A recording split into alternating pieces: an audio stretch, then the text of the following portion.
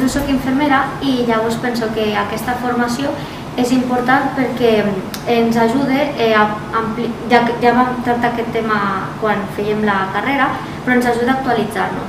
Llavors, estar al dia a compartir experiències amb gent del mateix àmbit professional i gent que no, perquè ja havien d'altres professions, i ampliar coneixements i a continuar formant-nos.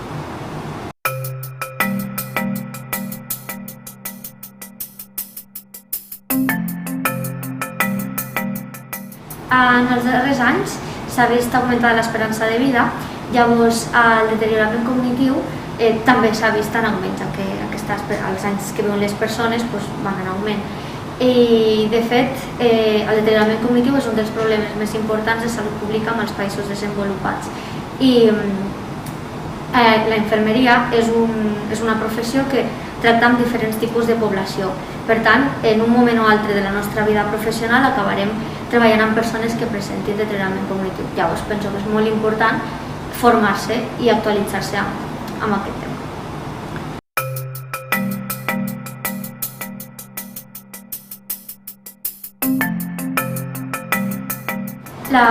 Ho valoro més que positivament perquè considero molt important i alhora molt agraïda que la Fundació destini part del seu capital per ajudar els professionals a continuar formant-se.